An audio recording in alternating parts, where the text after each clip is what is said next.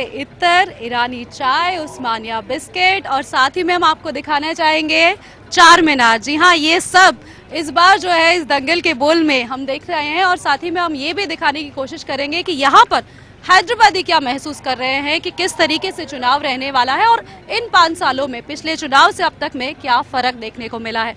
आप यहाँ से कब से आप यहाँ पर जो है इत्तर का व्यापार करें? मैं यहाँ पर 2 साल से कर रहा हूँ।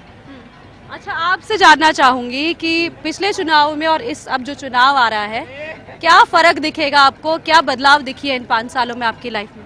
देखिए, बहुत बदलाव नज़र आएगा इंशाअल्लाह ताला। ये 5 साल में जो है ना, गरीब तबका जो आवाम है, पब्लिक जो गरीब तबका है और मिडिल क्लास के जो लोग हैं उनको बहुत परेशान कर दिया मोदी सरकार ने, ठीक है ना।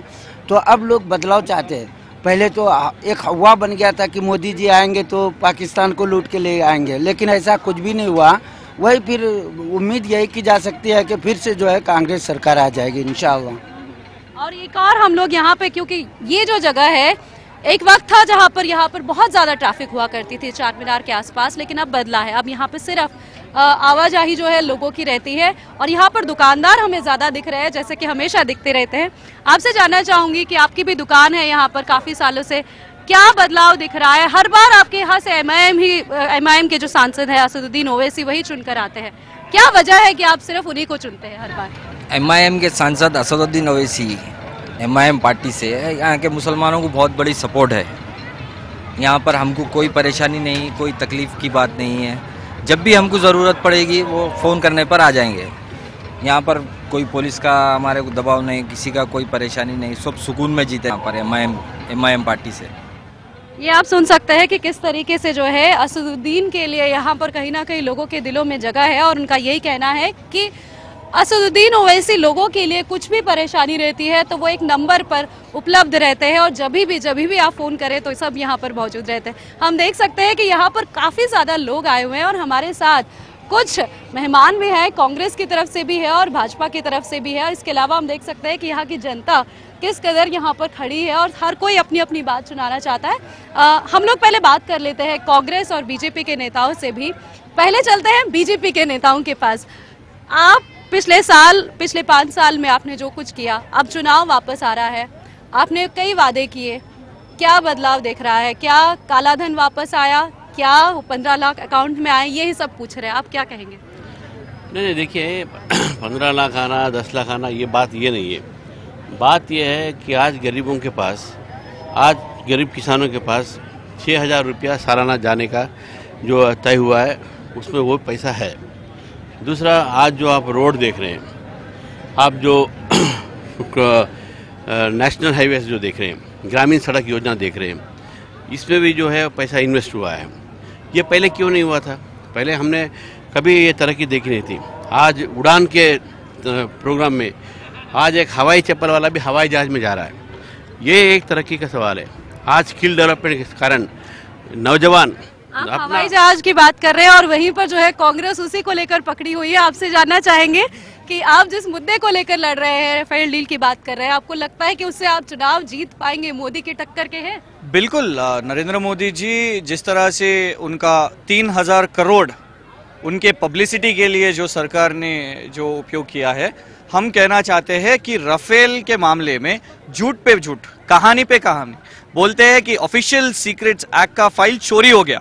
ओथ ऑफ ऑफिस और सीक्रेसी पे प्रधानमंत्री जो प्रमाण स्वीकार करते हैं, पर ऑफिशियल सीक्रेट्स का एक्ट का फाइल हो गया और एफआईआर भी नहीं है और बाद में दूसरे दिन आके बोलते हैं नहीं, सिर्फ फोटोकॉपी लिया है। कितने झूठ बोलते हैं? पार्लियामेंट में झूठ, कैग को झूठ, पीएससी को झूठ, सुप्रीम कोर्ट को भी झूठ वाली बातें हैं। ये क्या आप सच में तब्दील करके वोट में बटोर पाएंगे? वोट आएंगे आपको? राफेल जो अंश है या पूरे नेशनल सिक्योरिटी का अंश है, राजनीति हम नहीं करना चाहते। अमित शाह जी करना चाहते हैं, योगी आदित्यनाथ जी करना चाहते हैं, नरेंद्र मोदी जी करना चाहते हैं। हम सिर्फ बताना चाहते हैं कि नरेंद्र मोदी जी का सरकार पूरा फेलियर है और झूठों के बुनियादों पे खड़ा हुआ है।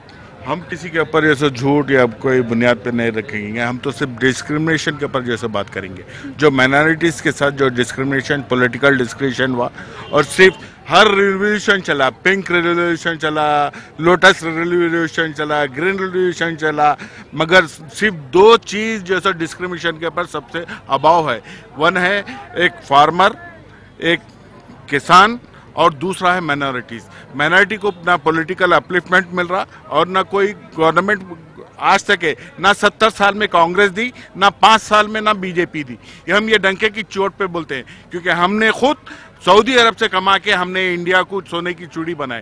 पहले भी मुगल सल्तनत जैसे पैसा लेकर आकर यहाँ पे मुगल राज आके यहाँ पे राज कर कर हिंदुस्तान को सोने की चूड़ियां बनाए थे। अगर लेकिन ये सोने की चिड़िया जो है बनती हुई दिख रही है, आम आदमी क्या सोच रहा है? आपको क्या लगता है? आपसे पूछना चाहूंगी, आपको क्या लगता है कि बदलाव दिखा है? किस तरह की? कोई दो ही पार्टियां है जो सबसे बड़ी दिख रही है, कांग्रेस दिखती है, मोदी जी दिखते हैं। इनके बीच में चुनना कितना मुश्किल है? आम आदमी किसे वोट देगा? देखिए, यही तो हमारे मुल्क की प्रॉब्लम रही है। जब कांग्रेस करप्शन में आती है तो बीजेपी आती है, जब बीजेपी कुछ नहीं पर फिर पलट के कांग्रेस आती है। इसीलिए तो हमारा देश आज तक तरक्की नहीं कर पाया है। लोग क्यों नहीं वोट करते? लोग इन्हीं के बीच में, इन्हीं दो के बीच में क्यों घूमते हैं? आपको क्या लगता है कि आप इन्हीं पार्टियों को क्यों वोट करते हैं? मैडम, यहाँ पर गरीब गरीब रह चुका है और जो अमीर अमीर बनता चला जा रहा है। ये सिलसिला ऐसा चलता आ रहा है, कहाँ पर भी कोई उसके अंदर डेवलपमेंट दिखाई नहीं दे रही। अभी डिजिटलाइजेशन हो गया, सब चीज़ डिजिटल। मैं एक टीचर हूँ, मैं भी मेरा पूरा सिलेबस पूरा मैं डिजिटलाइज कर दिया।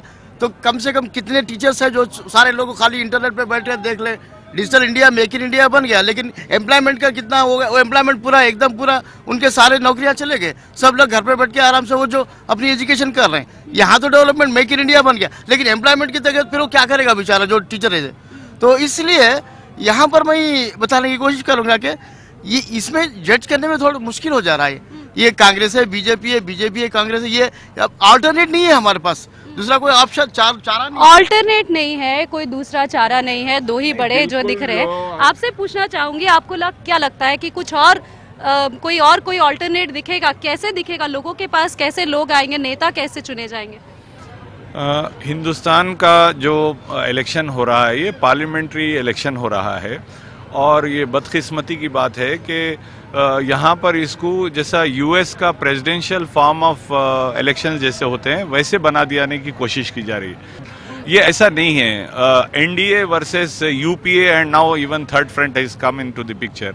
तो मोदी के पास भी 40 पार्टियां हैं और यूपीए के पास भी है और 28 कुछ पार्टियां हैं और ये अपना थर्ड फ्रंट भी अभी केसीआर जी ने काम किया है।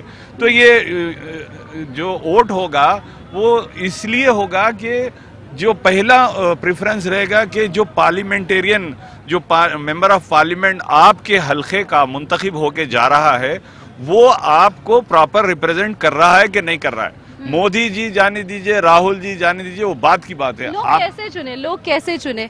आप जैसे लोग हैं यहाँ पर, मैं देख रही हूँ बहुत सारे यहाँ पे युवा भी दिख रहे हैं, लड़के भी दिख रहे हैं। तो यहाँ पर हम दुकानदारों को भी देख रहे हैं। आप जैसे यहाँ पर है, आप क्या काम करते हैं? आप काम क्या करते हैं? डेकोरेशन काम करते हैं, डेकोरेशन काम करते हैं। अच्छा, तो आप जब आप पिछले कुछ 5 सालों में आपकी जिंदगी में कुछ बदलाव दिखा है? नेता कुछ आपके लिए करता है? कोई नहीं, कुछ भी नहीं करता। कैसा बदलाव देखते हैं आप? क्या चाहिए? पहले कैसा वैसा ही है। क्या बदलाव चाहिए आपको? क्या चाहिए? अच्छा, फैसिलिटी चाहिए। क्या फैसिलिटीज चाहिए आपके? काम करो तो पैसा ज्यादा मांगता है, वही कम पैसे से काम करो कैसा होता है? यहाँ पे लोगों को जो है नौकरियां चाहिए, लोगों को चाहिए कि ज्यादा से ज्यादा जो है आराम की मिले। अब यहाँ पर हम देख सकते हैं कि किस तरीके से आराम की एक जिंदगी चाहते हैं लोग। और हम देख सकते हैं कि इस पूरे बाजार में अलग अलग तरीके के लोग जो है यहाँ पे। आप यहाँ पर कब से यहाँ पे आप काम करती है? तो कब से आप यहाँ पे ये वाला काम करती है? 15 साल। 15 साल हो गए आपको। क्या बदलाव दिखा? नेता आपको आप नेताओं को वोट करते हैं, कुछ करता है कोई नेता आपके लिए? कोई लीडर आपके लिए कुछ करता है? कुछ भी नहीं करता, कुछ भी नहीं। मेहनत करे तो देते, तनखा नहीं था ना। अभी जैसे स्कीम्स आ रहे हैं, हेल्थ स्कीम्स दे रहे हैं, लोगों को हेल्थ इंश्योरेंस दे रहे हैं, पेंशन दे रहे हैं, ये सारी चीजें आम आदमी के लिए जरूरतमंद है काफी? जी जरूरत है। आपको लगता है बीजेपी ने अच्छा काम किया? बीजेपी तो नहीं कहा आपने, तेलंगाना हम तेलंगाना की बोलेंगे। तेलंगाना में काम अच्छा, तेलंगाना का सीएम भी जो काम अच्छा ही करता है। तेलंगाना के सीएम। तो आप क्या इस बार अब जब नेता चुनेंगे, लोकसभा के चुनाव होंगे, तब क्या आप टीआरएस के नेताओं को वोट करेंगे या फिर बीजेपी या कांग्रेस सोचकर ही वोट करेंगे? हम तो एमआईएम को करेंगे। क्यों बोलो तो हमारे नेता वही है शुरू से। क्यों, क्या खास है उस नेता में? खास क्या, उन्हें काम बहुत अच्छा करते हैं। लेकिन यहाँ पर पुराने शहर पुराना ही दिखता है, नए शहर की तरह नहीं दिखता। क्यों? अब दिख रहा है ना, नए शहर का सरकार दिखेंगे आप थोड़े दिनों में। दिखेगा। यहाँ पर हम देख सकते हैं कि किस तरीके से जो है असद के लिए बहुत ज़्यादा, असदुद्दीन साहब के लिए बहुत ज़्यादा यहाँ पर लोगों के बीच में कहीं ना कहीं उनके जहन में ये बात है कि असदुद्दीन है तो उनको एक भरोसा है कि ये कहीं ना कहीं कुछ लोगों के लिए करेंगे, आम जनता के लिए करेंगे। इनका इलेक्शन जिस मुद्दे पे है, हिंदुत्ववादी सेक्युलरिज्म, हम जैसे मोदी को जो 400 का जो टारगेट है हम बिल्कुल पहुंचने नहीं देंगे।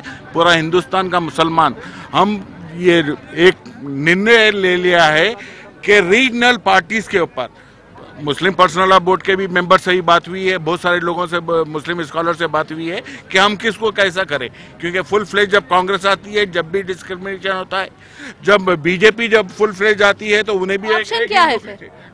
हम रीजनल पार्टीज के ऊपर जैसे भरोसा कर रहे हैं। जिस तरीके से चंद्रबाबू नायडू ने 2002 में जिस तरीके से करा था, बीजेपी का साथ दिया था, उस वक्त उसके बाद से आज तक तेलंगाना में हम उसको चीफ मिनिस्टर बनने नहीं दिए। ये मुसलमानों के वोट की ताकत है।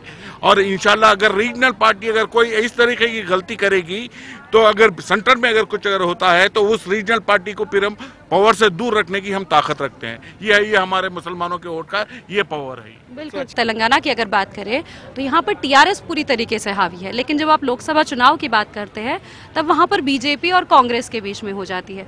तो इस लड़ाई में अब आपको क्या लगता है कि यहाँ पर जो चुनाव होने जा रहे हैं इसमें असदुद्दीन और टीआरएस यही दो पार्टियां दिख रही है यहाँ पर? नहीं, मजलिस इत्तेहादुल मुस्लिमीन का जो है हैदराबाद से है, ठीक है, मगर केसीआर जी का जो वादा चल रहा है वो बिल्कुल गलत है, क्योंकि यहाँ पे जो मुसलमान हो या सेकुलर माइंडेड जितने भी लोग हैं इस वक्त कांग्रेस की फेवर में है, राहुल जी को प्राइम मिनिस्टर बनाने के चक्कर में मैडम, और कुछ भी नहीं। इंडियन कॉन्स्टिट्यूशन जो है ना सर मैडम, वो पार्टली यूनिटरी है और पार्टली फेडरल है।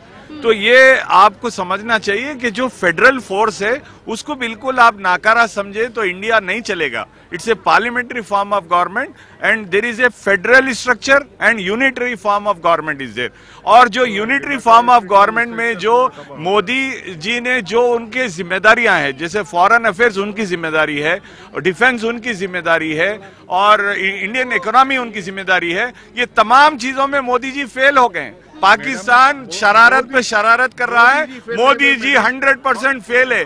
पाकिस्तान की शरारत को रोक नहीं सके और फॉरेन अफेयर्स में इंडिया का कोई नहीं है और किसी किस्म का उनकी policy, economy policy total failure है। यहाँ का हर आदमी कहेगा नोटबंदी से, जीएसटी से लोग परेशान है, मोदी जी को उखाड़ के फेंकने। आपसे जानना चाहेंगे, आपसे आखिर में जानना चाहूंगी कि बहुत ज्यादा जो है मोदी के खिलाफ यहाँ पर हवा दिख रही है और खासकर वैसे बात नहीं है, वैसे बात नहीं है। बोफर्स देखे हैं हमने, अगस्ता वेस्टलैंड देखा है हमने, कॉमनवेल्थ कैंप देखा है। अब मोदी जी की सरकार पे युवा पूरा बीजेपी के साथ है, ये गलत है। आप अब ये चार मीनार के पास खड़ा करके अगर आप पूछेंगे तो मोदी के खिलाफ लोग जरूर बोलेंगे वहाँ पर, लेकिन जनता के दिलों में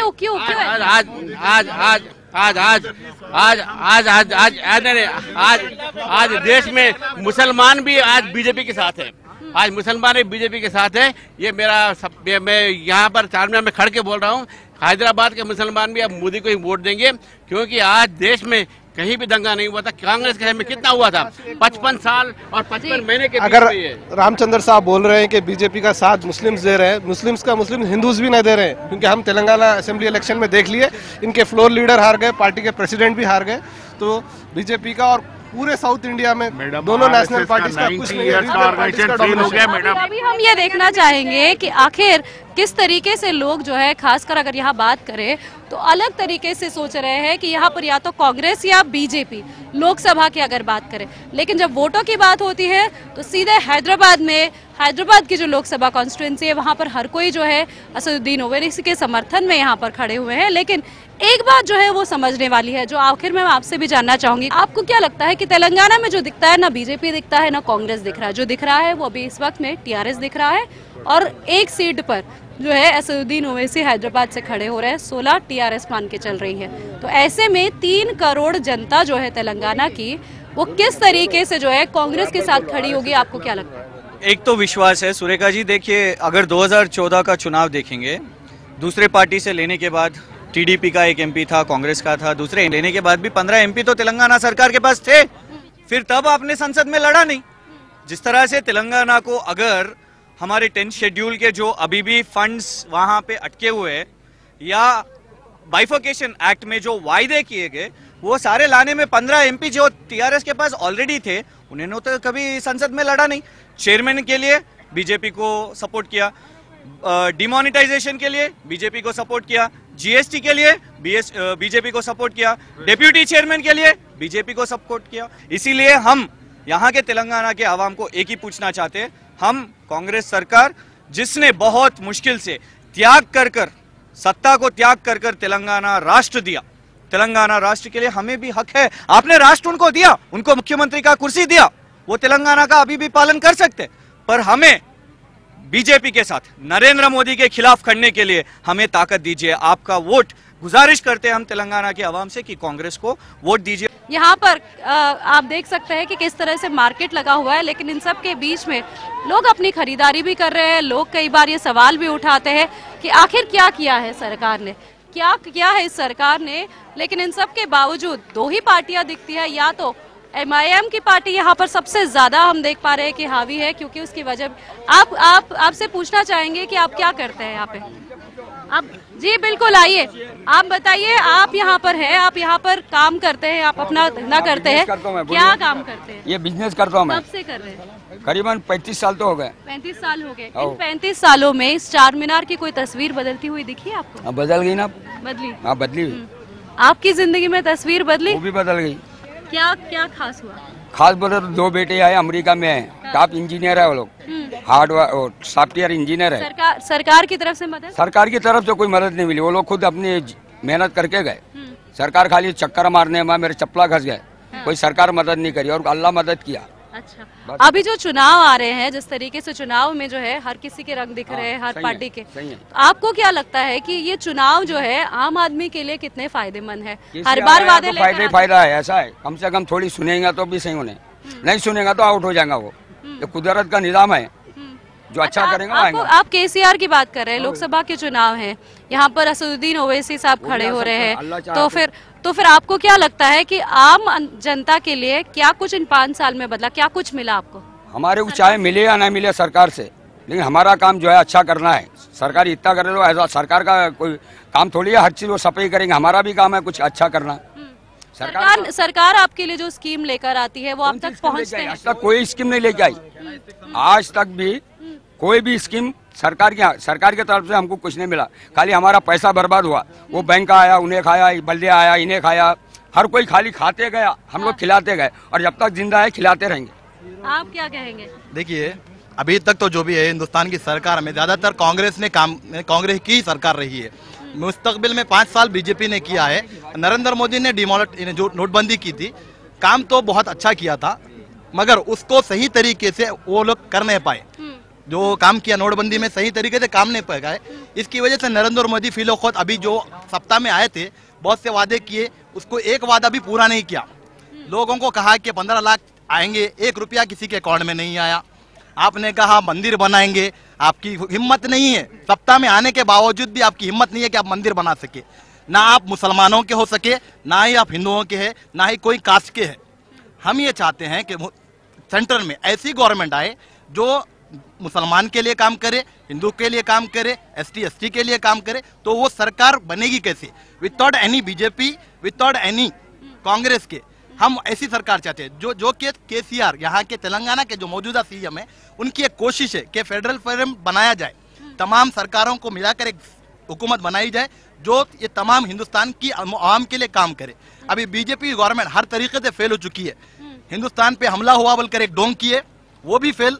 आपकी उम्र क्या है अभी? मेरी 75 साल है। अच्छा, आपको पेंशन मिलता है? सरकार जो देती है मिलता है, फायदा है आपसे उसका? फायदा है, मगर जो कांग्रेस और बीजेपी हिंदुस्तान पार्टीशन होके 70 साल हो रहे, अभी तक दोनों पार्टियां भी कोई काम नहीं करे।